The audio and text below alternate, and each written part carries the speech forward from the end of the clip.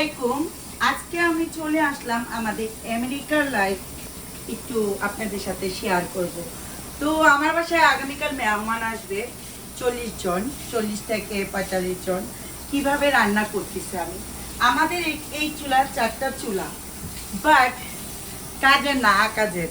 তবে হ্যাঁ, বিদেশিদের জন্য পারফেক্ট, আমাদের বাঙালিদের জন্য না। এখানে আমি এই যে গরু মাংস বসিয়ে দিলাম অনেক বড় হাঁড়িতে।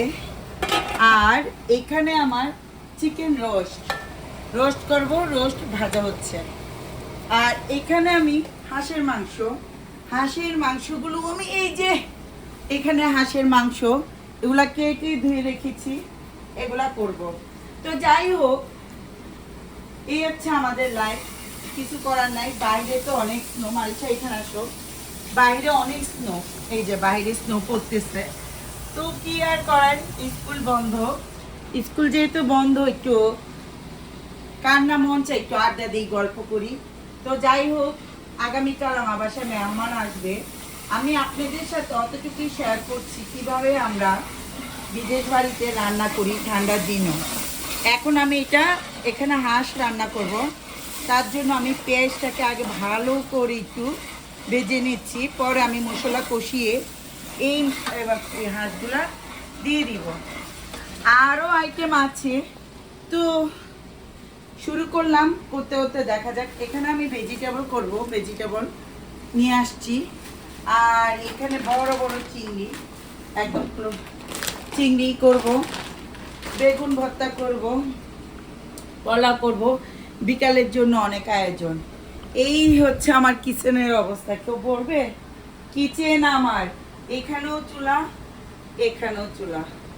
তো আসলে অনেক রান্না করার জন্য তো করতেই হয়, কিছু করার নেই। আমরা তো অনেক আপুরা যারা আছেন বাংলাদেশে বলে কি আমেরিকা নাকি সব রেডিমেড পাওয়া যায়।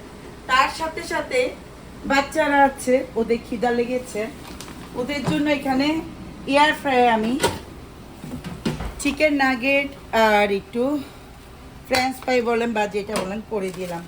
সব কিছুই একা একা করতে হবে, এখানে তো হেল্প নাই। তো এই হচ্ছে আমাদের লাইফ, ভাবলাম আপনাদের সাথে একটু শেয়ার করি। তো সিমি আপু বাংলাদেশে ঢাকায় যে যারা রাস্তায় হাঁস বিক্রি করে, ওদের কথা খুব মনে পড়তেছে যে ওরা আসলে অনেক কষ্ট। আর আমি যেটা করি, আমি কিনা পেস্টটা খাই না, আমি নিজে রসুনটা কিনে এনে ঘরে আদা রসুন পেঁয়াজ সব পেস্ট করি, জিরাটাও আমি ঘরে করি, কারণ আমার কাছে নিজের হাতের পেস্টটা অনেক ভালো লাগে। তো ভাবলাম আমরা কিভাবে শীতের দিনে ঘরে যদি একটু বেশি মেহমান আসে, আমি এভাবে রান্না করি, কারণ চুলায় কাভার করা যায় না।